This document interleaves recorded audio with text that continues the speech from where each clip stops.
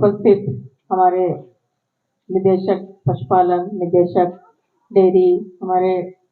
Director BLDA, PD BLDA, director IAHP और हमारे विभाग के निदेशालय के सभी पदाधिकारीगण, आप यहाँ पर उपस्थित सभी मास्टर ट्रेनर्स, यहाँ के जो फैकल्टी हैं सभी, और पुनीत जी इस स्कोप संस्था के संस्थापक, और यहाँ पर आप उपस्थित सभी जीविका दीदियों, आप सभी देवियों सज्जनों, तो ये बहुत अच्छा मौका है आप सभी लोगों से मिलने के लिए और जानने के लिए कि आपने क्या क्या सीखा है और कैसा आपका अनुभव रहा। और हम लोगों को आज बहुत गर्व भी है कि पहला बैच तो 350 लोगों का, 350 है ना, तो 350 लोगों का बैच नहीं कहूँगी, बैच में तो 30 ही लोग हैं, बट 350 का ये प्रथम फेज जो है हम लोगों का, इस तरह हम बता सकते हैं कि इतने लोग हमारे पास आ गए हैं जो ये हेल्थ के अंदर प्रशिक्षित है, और हमारा जो नेक्स्ट टारगेट है उसकी तरफ हम लोग आगे बढ़ रहे हैं। कुल 2000 टारगेट है हमारा, तो 2000 है ना, 500 इस वित्तीय वर्ष में खत्म करना, मतलब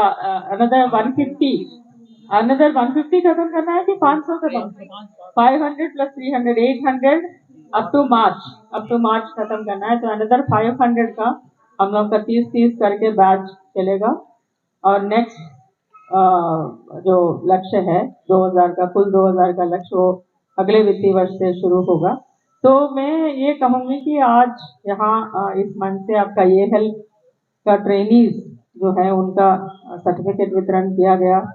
RPL का सर्टिफिकेट वितरण किया गया, और कुछ डोमेन स्किलिंग का भी लोग इसमें थे, डोमेन स्किलिंग का भी सर्टिफिकेट वगैरह वितरण किया गया। और उसके अलावा आर्टिफिशियल इंसेमिनेशन के लिए मैत्री का जो ट्रेनिंग्स है वो भी यहाँ इस प्रशिक्षण संस्थान से हो रहा है।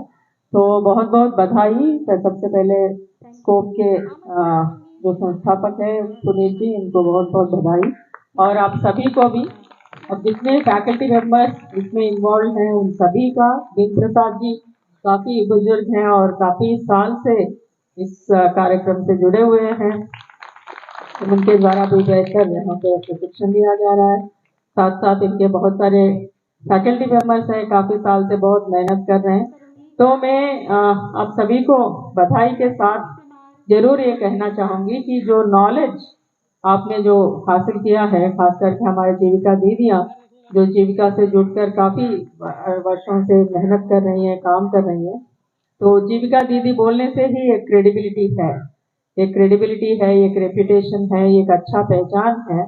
तो जरूर आपने जो ये हेल्प के माध्यम से एडिशनल प्रशिक्षण पाई है, पहले से आप प्रशिक्षित थी, आपको कम्युनिटी मोबिलाइजेशन कैसे करना है ये सब आता है, आपको सभी चीज़ आता है। जीविका के अंदर जितने भी कार्यक्रम चलाए गए थे उन सभी का ज्ञान आपको है। उसके साथ साथ पोल्ट्री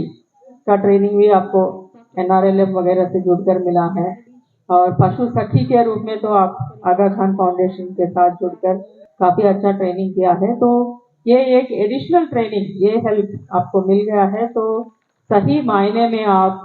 जो ह्यूमन बीइंग्स के लिए आशा और ANM है, वैसे पशुओं के लिए आप आशा और ANM का काम आगे जाके करने वाली हैं। तो बहुत बहुत बधाई, और एक रिवॉल्यूशन ला देगा। मुझे लगता है कि ये जो सर्विस का जो सेगमेंट है वही लैकिंग था, खास करके अन्य राज्यों में भी और बिहार में भी, क्योंकि रिसेंटली में एक माननीय वित्त मंत्री की अध्यक्षता में जो प्री बजट मीटिंग हो रहे थे, उस समय कुछ लोग अपना सुझाव वगैरह दे रहे थे, तो वहाँ पे लोगों ने ये इच्छा व्यक्त की है कि टेक्निकल सपोर्ट हम लोगों को नहीं मिल पाता है। बहुत सारे लोगों को इच्छा होती है एक डेयरी फार्म खोलें, पोल्ट्री फार्म खोलें, नहीं तो पोल्ट्री फार्म खोलें, तो एक एंटरप्रेन्योर तो बन जाते हैं, लेकिन उनको टेक्निकल सर्विसेज प्रोवाइड करने के लिए बहुत बड़ा गैप होता है। वो फिर कहाँ जाएं? तो हमारे वेटरनेरियंस तो है, लेकिन प्रत्येक जिला में पोस्टेड है, प्रत्येक ब्लॉक लेवल में आपका TVO हॉस्पिटल में है, उनको हॉस्पिटल चलाना होता है। तो एडिशनल मैन पावर जिस तरह से हम लोग को चाहिए, तो तकनीकी सहायता देने के लिए तकनीकी सेवाएं देने के लिए ग्रामीण स्तर पर जिन जिन लोगों ने इस व्यवसाय से जुड़कर काम करना शुरू किया उनको बहुत बड़ा गैप दिखता है। फॉर एग्जाम्पल, ये मछली का पॉन्ड किसी ने लगाया, लेकिन लगा तो लिया, लेकिन मछली क्या ग्रो कर रहा है, नहीं ग्रो कर रहा है, उसको रोजाना कितना फीड देना है, उसमें क्या कोई बीमारी आ रही है तो बीमारी को कैसे तुरंत पकड़े, अगर आ गया तो उसका क्या इलाज हो सकता है, कहाँ ले जाए, उसका क्या मार्केटिंग रिलेटेड क्या सपोर्ट हो सकता है। इस तरह का सारी जानकारी जो तालाब एक व्यक्ति ने खुदवाया है अपने जमीन में, उनको हो सकता है नहीं हो,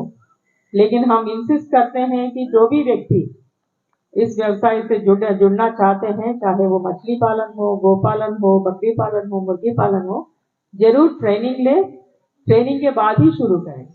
जितना भी एक व्यक्ति ट्रेनिंग लेंगे, जो एंटरप्रेन्योर है उनको बहुत सारे अनेक काम भी होते हैं, तो वो लगातार उसको देख नहीं पाते हैं या बहुत सारी चीजें उनको समझ भी नहीं आता है। तो वहाँ जो गैप है, उस गैप को आप बहुत बखूबी निभा सकते हैं, उस गैप को फिल कर सकते हैं। तो मैं समझती हूँ कि आपने जितने भी ट्रेनिंग पा लिए हैं, जितने भी नॉलेज आपने ग्रहण किया, ये सारा चीज आपको कल जाके बहुत अच्छा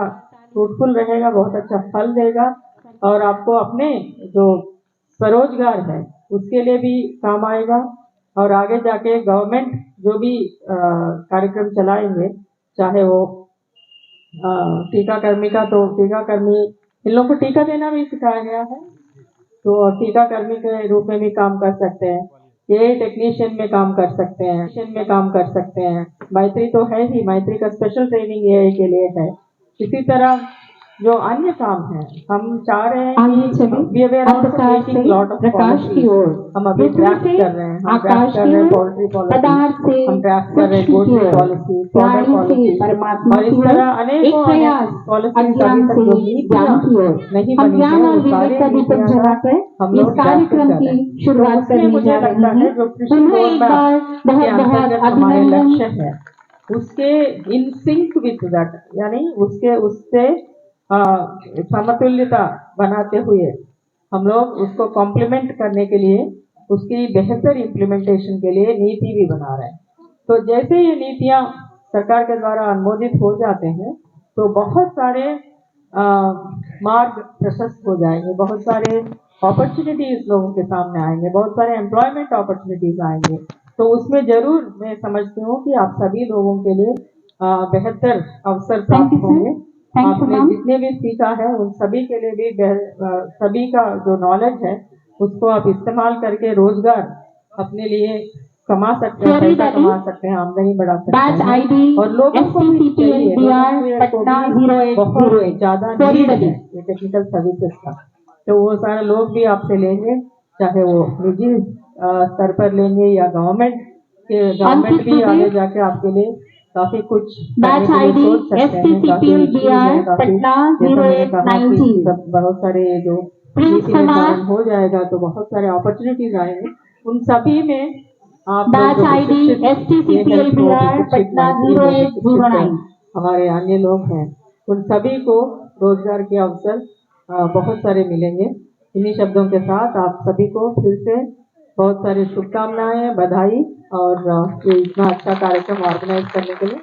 ऑर्गेनाइजर सभी को बहुत सारे शुभकामनाएं। धन्यवाद। एक टोकन ऑफ एप्रिशिएशन, एक गिफ्ट देके हम इनका हौसला अफजाई बढ़ाने की कोशिश करेंगे।